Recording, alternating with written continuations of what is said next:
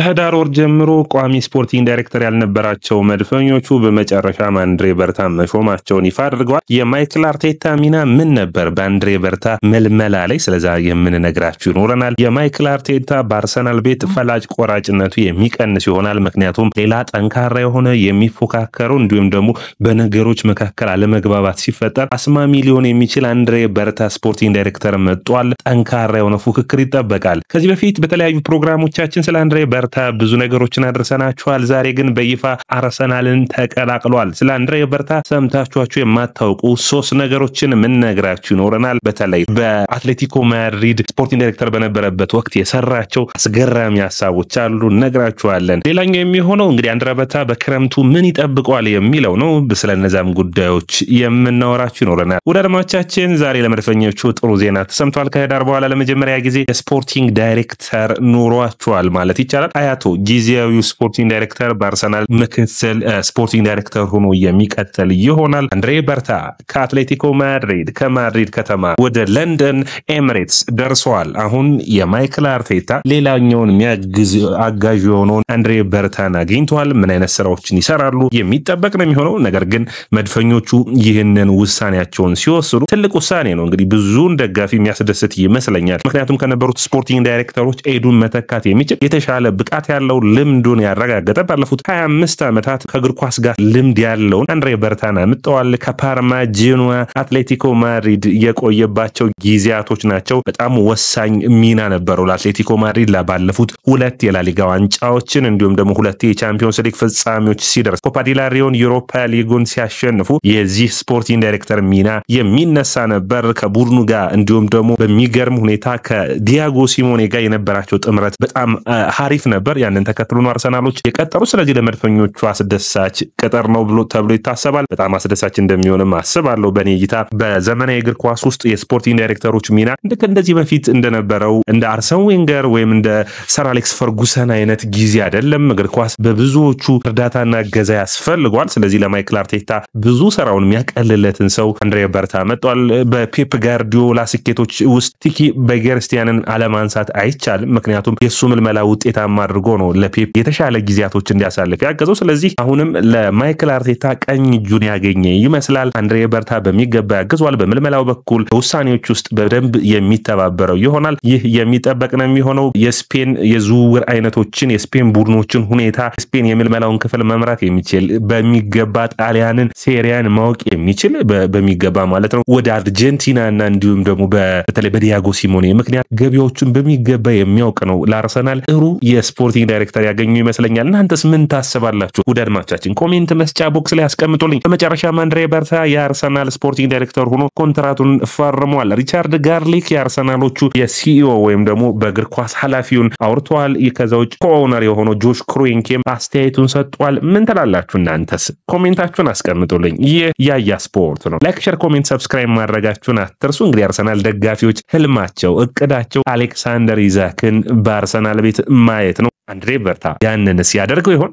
የሚጠበቅ ነው የሚሆን። ስለነዚህ ሁሉ መረጃዎች ልናደርሳችሁ ተመልሰን መጠናል። የያያ ስፖርት ነው። ላይክ፣ ሼር፣ ኮሜንት፣ ሰብስክራይብ ማድረጋችሁን አትርሱ። እንግዲህ በኤሚሬትስ አካባቢ ከህዳር ወር ካስደንጋጩ ውሳኔ በኋላ ብዙ ነገሮች እየተወሩ ይገኙ ነበር። ነገር ግን በመጨረሻ አርሰናል ተረጋግቶም ቢሆን በመጋቢት ወር መልስ ሰጥቷል። ረጅም ምልመላ ጊዜን ፈጅቶ ውሳኔዎቹ ተወስነው አንድሬ በርታ ደርሷል። እንግዲህ የአርቴታ ሚና ምን ይሆናል የሚለው አሳሳቢ ቢሆን ከዲያጎ ሲሞኔ ጋር መስራት የቻለ ሰው ግን ለአርቴታ ጋር መስራት ያቅተዋል ተብሎ አይታሰብም። ምክንያቱም ዲያጎ ሲሞኔ በጣም ተቆጪ፣ ለስራው ታታሪ ታጋይ የነበረ ሰው እንደሆነ ታዩታላችሁ። ምን ያክል አትሌቲኮ ማድሪድን ከመሬት አንስቶ እዚህ ትልቅ ቡድን ከሪያል ማድሪድና ባርሴሎና ጋር የሚፎካከር ቡድን እንዳደረገው የምታዩት ነው። ስለዚህ ሲሞኔ ጋር አብረው የሰራ ከማይክል አርቴታ ጋር ደግሞ የተሻለ ነገሮችን ይሰራሉ ተብሎ ይታሰባል። ከሲሞኔ ጋር 1 ዓመት 2 ዓመት አይደለም 13 ዓመት ከግማሽ አብረው ሰርተዋል። በጣም አስፈላጊ የሆነውን የሲሞኔን በተለይ በእግር ኳስ የምታዩት ነው ፍላጎቱን በየዝውውር መስኮቱ የሲሞኔን ፍላጎቶች ማሟላት የቻለ ስፖርቲንግ ዳይሬክተር ማይክል አርቴታ ደግሞ የተሻሉ ተጫዋቾችን በመልመላው ረገድ ሊያግዘው ይችላል። በድርድሩ በኩል ከባንክ ጋር የተያያዘ የቀድሞ ስራው እንደነበር ይታወቃል። ስለዚህ ጥሩ ተደራዳሪ ነው ይባላል። ስለዚህ ለአርሰናል ሌላ ሚና የሚሰጥ ነው። ሲሞኔ ከፍተኛ ተከፋይ በአውሮፓ መድረክ ላይ አድርጎ ለአትሌቲኮ ማድሪድ ባለውለታ ያደረጋ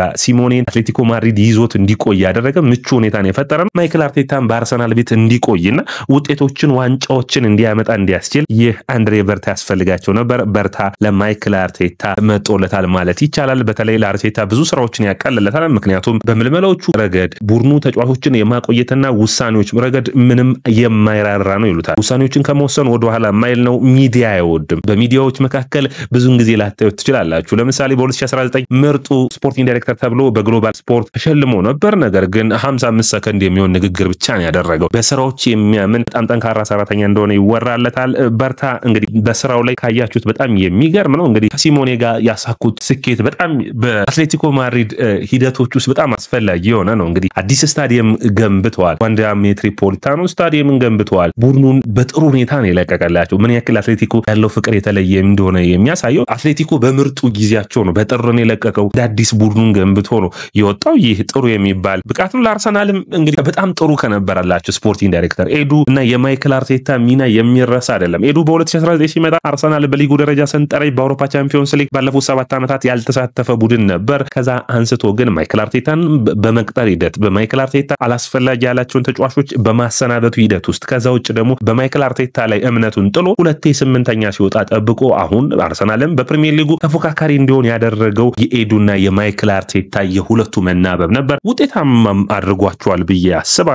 አሁን ደግሞ ኤዱ ከአርሰናል ከፍ ያለ ነገሮችን ተመኘ። አርሰናል አንደኛ የመልቲፕል ክለብ ወይም ደግሞ የብዙ ክለቦችን ባንድ የማስተዳደር እቅድ የለውም። እንደዚህ አይነት የቡድኖች አስተዳደር ሂደትን አይከተልም። ያንን ተከትሎ ወደ ኖቲንጋም ፎረስት አቅንቷል። ኖቲንጋም ፎረስት የኦሎምፒያኮስ እና የኖቲንጋም ፎረስት የጠቅላላ ስፖርቲንግ ኃላፊ ሆኖ ከፍ ባለ ድርሻ ሂዷል። ያንን ከተናገረ በ48 ሰዓታቶች ውስጥ ኤዱ ከአርሰናል ለቋል። በጊዜያዊ መልቀቅ ሂደት አድርገዋል። አሁንም ድረስ አርሰናል ኮንትራት እየከፈለው ይገኛል። ጋርደን ሊቭ ነው ያደረገው። ነገር ግን በስራው አያቶ በጊዜያዊነት እንዲተካ ተደርጎ ነበር። ይህ ጥሩ የሚባል ነው። እንግዲህ ከጥሩ ስፖርቲንግ ዳይሬክተር ወደ ሌላ ጥሩ ስፖርቲንግ ዳይሬክተር አርሰናሎች መሸጋገራቸው አስፈላጊ ሆኖ የሚታይ ነው። እንግዲህ አርሰናል ባለፉት ጊዜያቶች ካያችሁ ጥሩ የሚባሉ የምልመላ ሂደቶችን አሳልፈዋል። ላለፉት 6 ወራት ከህዳር ጀምረን ካየነው ምን ስራዎችን ሰሩ ብለን ስናይ ጥሩ ስራዎች አንዱ ምንድነው ሪቻርድ ጋርሊክ የቀድሞው እንግዲህ ማኔጂንግ ዳይሬክተር ሆኖ የሚሰራው በአርሰናል ማለት ነው የፕሪሚየር ሊጉ ዳይሬክተር ኦፍ ፉትቦል ሆኖ ሰርቷል። ከ2018 እስከ 2021 ከዛ በፊት በዌስት ብሮም የሰራ ነው። ጥሩ ሚና ያላቸው የቡድን ኃላፊዎች አርሰናል እንደ አዲስ ሩሙን ወይም የቡድን ስታፍ አባላቶች እያደራጀ ይገኛል። ያም ጥሩ የሚባል ነው። ስለዚህ ይህንን ሰው ምልመላዎች እንዲያካሄድ አድርጓል። ነገር ግን አርቴታ እዚህ ምልመላ ላይ በሚገባ በቀጥተኛ ተሳትፎ እንዳደረገ የሚታወቅ ነው። ምክንያቱም አብሮት የሚሰራውን ሰው መምረጥ ነበረበት። ነገር ግን ብዙዎቹ አርቴታ ለምን ቃለ ምልልስ ያደርግለታል ወይም ይህንን የስራ ቀጠር ኢንተርቪው ለምን ይከታተላል የሚሉ ተቃውሞዎች ነበሩ። ያ ደግሞ የአርሰናልን ስፖርቲንግ ዳይሬክተር ሚናውን ባለማየት ነው። አርሰናሎች በአዲሱ መዋቅራቸው መሰረት ስፖርቲንግ ዳይሬክተሩና አሰልጣኙ አርሰናል እንግዲህ አሰልጣኝ ሲባል በማናጀር እና በኮች መካከል ልዩነት አለ። ማይክል አርቴታ በአርሰናል ማናጀር ነው፣ ኮች አይደለም። ፈርስት ቲም ኮች አይደለም። ያ ማለት የዋናው ቡድን ብቻ አሰልጣኝ አይደለም፣ ማናጀር ነው። ስለዚህ ሁለቱ እኩል ድርሻ ይኖራቸዋል። በሌሎች ኃላፊያቸው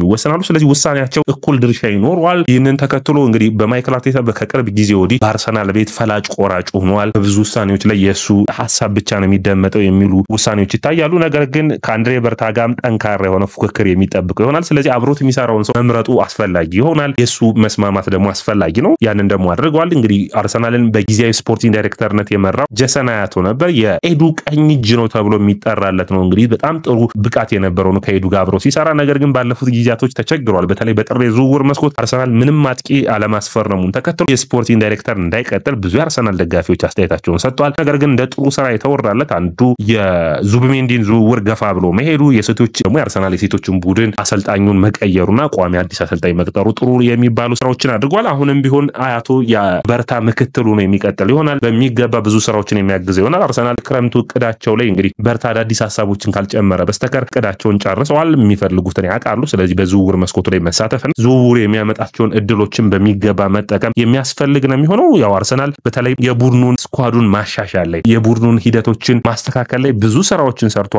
ኤዱ ብዙ ነገሮችን ምስጋና የሚገባውን ያው በአርሰናል ኤዱን ማመስገን የኢንቪሲብል የአርሰናል የማይበገሩት ቡድን አባላት የነበር ነው። የአርሰናል ሌጀንድ እንደሆነ የሚቀጥል ነው በኔ እይታ። ኤዱ ምንም እንኳን በስራ ሌላ ፍላጎት ኑሮት ቢለቅም የዚህ ቡድን አባል ሆኖ የሚቀጥል የሚቀጥል ይሆናል። የሱ ምልመላ ብዙ ውጤቶችን አመጣል። አርሰናል ግን በርታን ስፖርቲንግ ዳይሬክተር ከማድረጉ በፊት ብዙ ስራዎችን አልፈዋል። ብዙዎቹን ምልመላ አድርገዋል። ለምሳሌ ሮቤርቶ ኦልባ የቀድሞ የማይክል አርቴታ በሪያል ሶሲዳድ ቤት ያሰለጠኑትን ሮቤርቶ ኦልባን ከዛው ቶማስ ሮዝስኪንም ሁለቱንም ቶማስ ሮዝስኪ ልምድ የለውም እንጂ ይህም የቀድሞ የአርሰናል ተጫዋች ስለነበር ድል እንዲሰጠው ይፈልግ ነበር።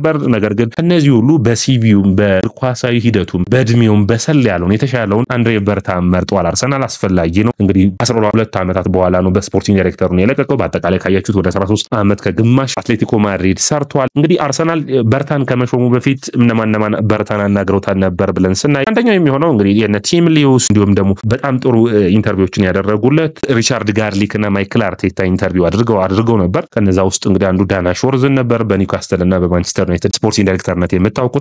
ነገር ግን አልተሳካም ከሱ ጋር። ከዛ በቀጣይ ያናገሩት ቲያጎ ስኪሪዮ ነው። ቲያጎ ስኪሪዮ በስፖርቲንግ ዳይሬክተርነቱ በሞናኮ እየሰራ የሚገኝ ነው። አያቶን በርታን ሞክሯል። እነዚህ ሁሉ አያቶ በተለይ ልምድ ይጎለዋል የሚል ነው። አርሰናል ትልቅ ክለብ ነው። ስለዚህ ያንን ሪስክ መውሰድ አልፈለጉም። ይህ በጣም የተሻሻለ የክሮንኬ ባህሪ ሆኖ ይታየኛል። ልምድ ላለው ሰው አርሰናልን መስጠት በተለይ ዋንጫዎችን ማሸነፍ እና የማሸነፍ የሚችሉበት ጊዜ እንደሆነ ማወቃቸው በጣም አስፈላጊ ይመስለኛል። አርቴታ እንግዲህ በርታን ነው የመረጠው። አርቴታም በውሳኔያቸው ይህንን ተከትሎ ሙሉ ቡድኑ በምልመላ ያሳለፉት ሰው በርታ መሆኑን ተከትሎ በጆሹዋ ክሮንኬ አጽድቆታል። እንግዲህ በርታና አርቴታ ጥሩ ስራዎችን ይሰራሉ ወይ? እንግዲህ ትልቁ ጥያቄ የሚሆን ነው። ከፊታቸው ያለውን ዝውውር በሚገባ መወጣት ይፈልጋሉ።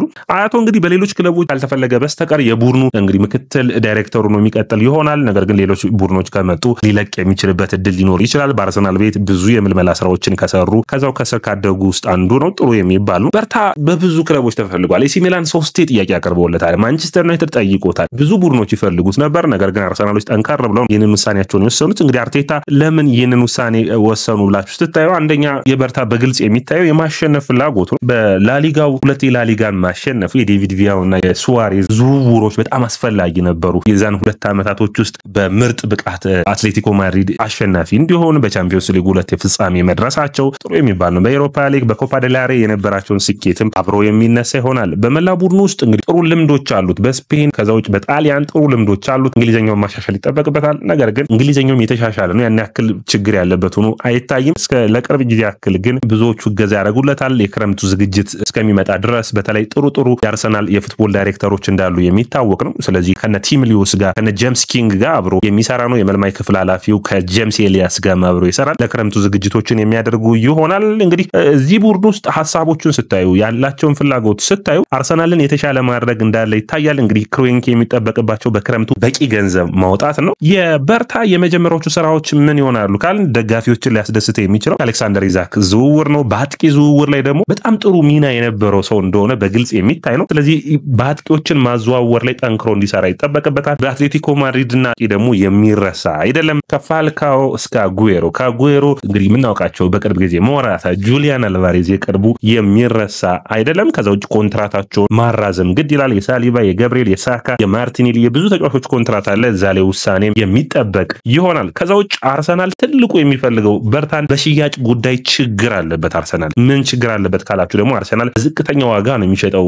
ተጫዋቾችን። ስለዚህ ያንን ማሻሻል ይጠበቅበታል። አርሰናል በዝውውሮች ላይ ቀልጣፋ ተሳትፎ እንዲኖረው የሚያስፈርማቸውም የሚለቃቸውን ተጫዋቾች ጠንካራ እንደሆኑ ይፈልጋል። ያንን ደግሞ በአትሌቲኮ ማድሪድ ሁኔታው በግሪዝማን እንኳን 100 ሚሊዮን ፓውንድን የወጣበትን ተጫዋች እንግዲህ ወደ ባርሴሎና የላከበት ጊዜ የሚታወስ ነው። ጥሩ ተደራዳሪ እንደሆነ የሚታይ ነው። ያ ደግሞ ለአርሰናል ጥሩ የሚባል ነው። በመጨረሻ አንድሬ በርታ ምን ተናገረ ከሹመቱ በኋላ ነው? አርሰናል በጣም ጥሩና አስደሳች ቡድን ነው። በዚህ ጊዜ ከአርሰናል በመቀላቀሌ በጣም ደስተኛ ነኝ ብሏል። አርሰናልን በቅርብ ጊዜ ያሳዩትን ለውጥ አደንቃለሁ። የሰሩት ስራ የሚደንቅ ነው። ወደ አውሮፓ ገናናነቱ ቡድኑን እመልሳለሁ ብሏል። ይህ እውነት ይሆን?